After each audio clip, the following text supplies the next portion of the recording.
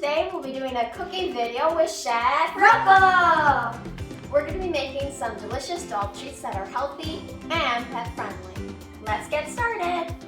The recipe for the dog treats is 2/3 of a cup of pumpkin puree, 1/4 of a cup of peanut butter. Make sure that it's natural because the natural one has less sugar and it's better for your dogs. 2 eggs, 2.5 cups to 3 cups of flour.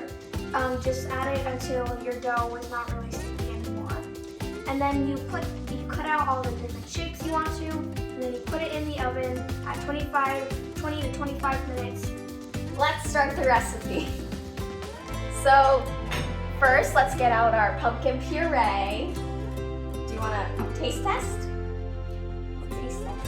No taste test. Do you want some? Maybe he doesn't like it, but he'll like it once it's in the cookies. Okay, so let's get our big bowl out. Make sure it's really big so that your ingredients don't overflow. Good boy. Okay. So we're gonna put 2/3 of a cup of pumpkin puree. This We one. have our measuring cups right here. 2/3. So let's get a spoon and scoop it. Oh, that made a weird sound. 1 big scoop. Oops. You might as well use the whole jar, but we'll see. Smells pretty good. Some baby food.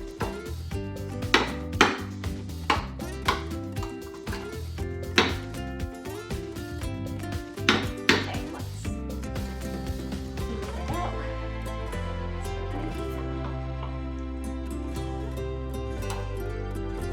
Chef Rocco, how do you like the pumpkin puree? Any thoughts? Nope. That looks like just enough. Should be good. Now you dump that in. Put it in your big bowl, if it can go in. There we go. Scrape it out.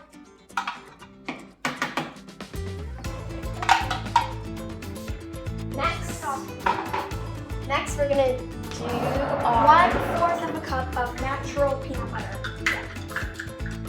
So first we gotta mix it to get it all like smooth and stuff.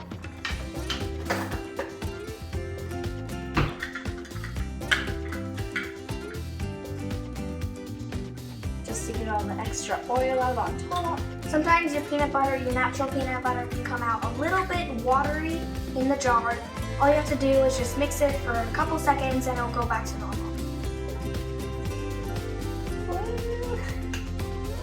Peanut butter is Chef Rocco's favorite thing to eat because he just likes anything that is smooth.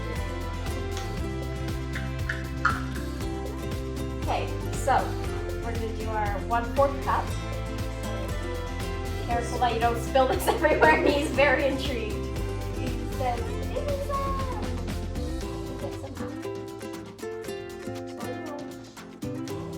It should be good. okay. And put it in your bowl with your pumpkin puree that you had from earlier. No, not that hand, this hand. Oh, just beat it all up. Good boy. Okay, now put this all to the side. Mr. Waiter. And next, we have to add our eggs. Crack 2 eggs over your bowl. So, 1. Try not to get any eggshells in there because you don't want to have a weird crunchy cookie. And that's it.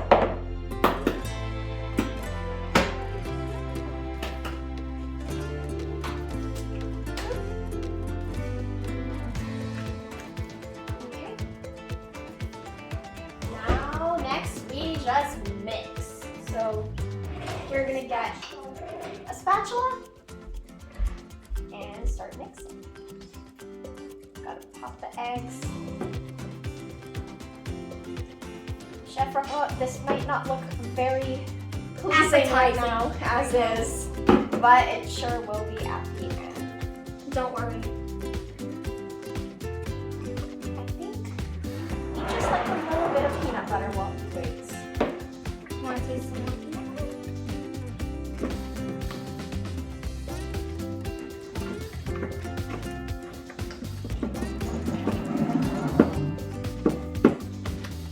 You really like it, don't you? Well, like we said, peanut butter is his favorite. Okay. I'm just licking my hand at this one. Okay, that looks pretty well mixed. Make sure that you don't have any leftover egg whites or else it'll be like uneven when you cook it. So, what's the next step? Now we're gonna do 2.5 to 3 cups of flour. So we're gonna go 2.5. Would we have to use that one? Yes. Okay. So while that's getting washed, we're just gonna prep our flour. You can use whatever kind of flour you have. You can use wheat flour or just plain flour, which is the kind that we're using. He loves it.